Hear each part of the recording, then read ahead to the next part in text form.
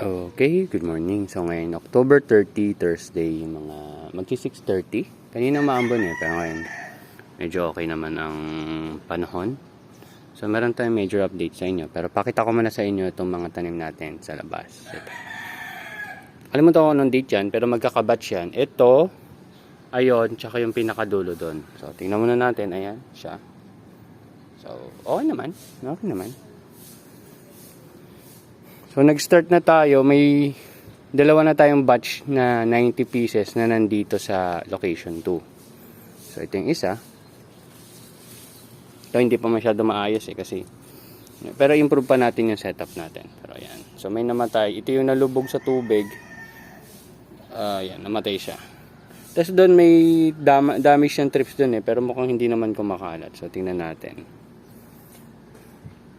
Tapos dito, ayan. Yan yung mga magkakabatch. So tingnan natin ito kasi ito yung malapit dito sa dingding or sa pader. Di ba dati madalas tayo namamatayan doon sa kabilang location, doon sa 1x3 natin. So yan. Tas ang for harvest natin is ito, the next ay ito. So yung kapartner nilang apat na boxes ay nandun sa kabila, which is hindi na natin ibebenta. Palagay ko hindi na mukhang pangbenta yung mga yan. Daming-dami siyang trips nun. So, yun. Pinapatay na natin.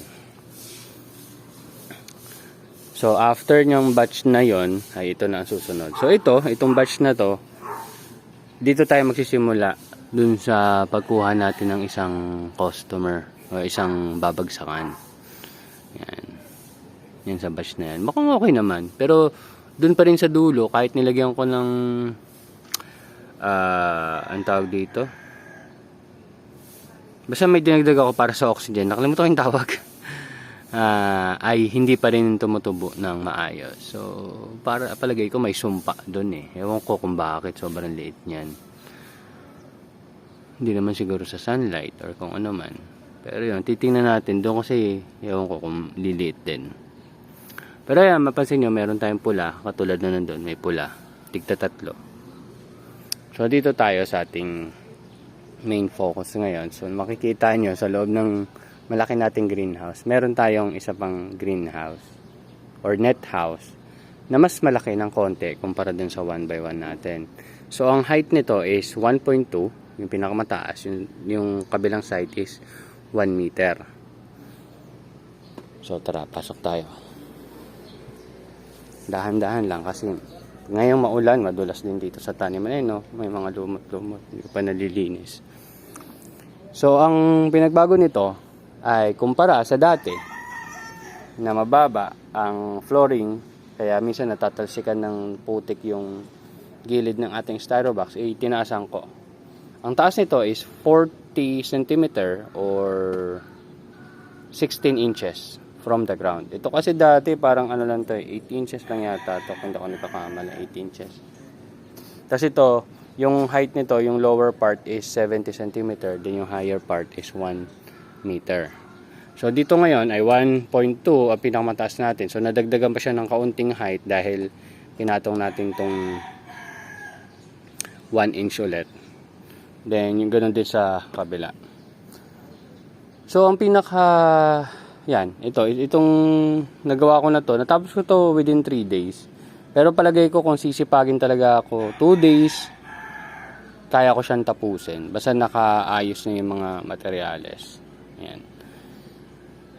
So, bigyan ko kayo ng sukat. So, 1.2 ang height. Yung sa lower part is 1 meter. Then, ito dito is 1 meter din. So, ang iba sa design nito kaysa sa dati, parang ginawa ko muna siyang box type. Kasi mapapansin nyo, meron tayong support dun sa baba. Ayan, support ayan. So, slatted din siya. So, nalalagay siya dyan, slatted. So, kumbaga na-assemble natin siya. At ang gamit pa rin muna natin ngayon, dahil hindi ako nakabili ng 1/2 inch na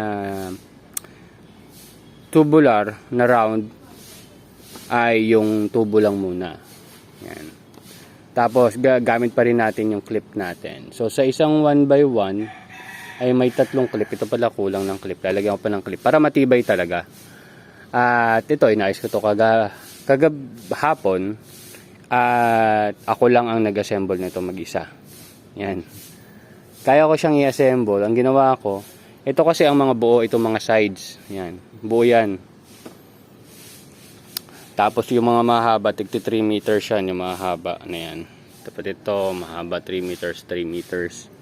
So, tinayo ko muna doon, tapos sinuksok ko yung dalawa munang ganitong sides. Tapos yung kabila naman na support, ayan yun sa baba. Nilagay ko doon. Then after na, madali na yung iba. At mas madali siyang i-assemble kumpara dun sa dati ko na naka-slant. Kasi nga, hindi naman tayo ganun kagaling na sumakto. Ayan, di ba, nagkakat pa ako ng mga sobra-sobrang bakal kasi nga hindi sakto yung sukat ko. Sa ganitong design, mas nadadalian ako siyang i-implement sa pag-welding, sa pag-design, sa pag-assemble. Mas madali siya para sa akin. So, ang activity ko today is mag-transfer. So, tinanim natin to October 12 eh. Ayun, October 12. Ayun, October 12. So, ngayon ay October 30. So, 18 days old. O, sabi mo 17, mga ganun. Kaya, ngayon, ito naman, nalinis ko na. Yung nalinis kong box is ito. So, natimplahan ko na rin siya kahapon. Nilinis at tinimplahan ko na rin kahapon. So ito, iurong natin ng konti dito, tapos ililipat natin ng orientation. Yan. Pero gusto ko nga ilabas na to eh. Parang ilabas na siya kung saan dyan. Kasi yung original natin na 8 1/3 is parang palagay ko 6 na lang na 1/3. Kasi isa dito, isa doon. Hindi ko sure kung kaya ko pa. Or dalawa doon na kabilaan, tapos isa dito, tapos ito. So posible kasi isarado ko to, tapos magkakaroon tayo ng opening dito sa side na to. Dito. Iniisip ko kasi magkakaroon pa ako ng isang part dito na additional bubong, so may extended na bubong siya. Para doon lang yung magiging pathway ko. Kumbaga pathway lang siya. Pero totoo niyan, kung may budget kayo, pwede mo siyang i-assemble kasama nito. So, pwede mong gawing half meter yon. Susukatin ko pa kung gaano kalaki to. Baka 0.7 lang to. Kasi ito medyo komportable ka ng lakaran to eh. Ganito ka lapad. Pero, palagay ko nasa mga 80 cm to. 80 cm. Kasi itong sukat nito is 3x3 na. Ayan. Ayan, 3x3. 3x3. So, kaya hindi ko maipupush yung una kong design na 8 1/3. Siguro mga ano lang. 7. Yan. Maximum na siguro 7. Kasi kailangan natin ng lalakaran. Pero titingnan pa natin kung ano mangyayari. Kasi, ang next one ng mga gagawin is, posible is mga 1/3 na. Ayan. Ayan. Mas matibay siya. Kasi dito, ayun, gumagalaw-galaw. Gumaganon-ganon siya kasi wala siya nun sa baba. Yung ginawa natin dito. Ayan, walang pumipigil sa kanya. Yan. So ngayon, ang pinunturahan ko lang muna yung part na mga winelding kasi medyo limited sa oras. Kaya yun lang muna ang natin pininturahan. And yeah. So yun. So hopefully tumagal-tagal naman to or gumaganda yung result natin dito. And moving forward, ito muna i-implement natin sa location natin. And tingnan natin kung anong mangyayari. So hopefully, makabenta tayo na maayos. Kasi marami-rami tayong inilabas na pera. Hindi naman sobrang laki. Kasi nga, hindi naman to ganun kalaking taniman. Pero yun, may nilabas ka pa din pera. So yun. Buti naman, medyo umulan. Para tinitingnan ko kasi kung tama ba yung pagkakagawa ko. Tsaka maganda, dun sa lower part ay may space ka rin nagagalawan kahit kahit half meter lang kasi para iayusin mo yan yung may mga kulubot-kulubot na yan. Ang ngayon, paano ko na gagawin yan? Kasi nung umpisa dyan ako nagsimula eh. Yan. Tapos dito. Tapos babatak-batakin ko lang. Ayan. So siguro may di ko pa alam. Kasi meron na tong laman eh, kaya mabigat na yan. So anyway, yun lang i-update ko sa inyo. So ito yung bago nating 1/3. Ay hindi, 1.2 by 1/3. Yan. So, yung haba niya is 3 meters, yung wide niya is mga 1 meter. Pero actually, sobra ng 1 meter kasi 1 meter plus 1 inch, 1 inch. So, parang 105 centimeter. Ganon siya lumalabas. 1.05 meters talaga siya. Kaya itong aisle, ang estimate ko dito mga ano na lang to, mga 80 cm. Tapos hindi rin katulad dati, kasi dati ang stopper ko ganyan, 'di ba? Medyo mahirap i-implement. Mas maganda pala, ang ginawa ko, nilagyan ko na lang siya sa ilalim ng stopper. Ay ano, ng ganyan no. Dito sa ilalim. Siguro yung susunod ko mga 1 by 1 may ganun na rin. Kahit dito lang, tsaka doon. Depende kasi kung saan yung naging buo mo. Ito kasi ang buo ko is yung papunta doon, kaya hindi ko na siya kailangan lagyan ng pagganon na stopper or ito holder. Pero ito kasi ang buo nito is pag ganito, so kailangan ko siyang lagyan ng pagganon na na holder. Ewan ko kung naintindihan niyo, basta ganun. Anyway, yun lang. So magtatanim lang muna ako and hopefully maganda ang tanim pa rin nito. So nagdagdag pala ako ng tubig. Kasi pupunuin ko yan. Ayan o. Pupunuin ko. Wait lang. Okay. So, ayan. Ayan. So, ito is chlorinated water pa. Kaya, ewan ko kung ano mangyari. Pero nagawa ko na to dati. So, inangat ko siya para pag binubunot ko tong mga seedlings dito, yung ugat nila is medyo smooth yung paglabas doon sa mga, ayan o, doon sa maliliit na butas. Pag wala kasing tubig yan, ayun, nakita mo dun may ugat to, ayun, may ugat. Pag wala kasing tubig yan, medyo sumasabit sila, tas napuputol ka agad. So, kaya nilagyan ko siya ng tubig para mas smooth yung paglabas ng mga ugat.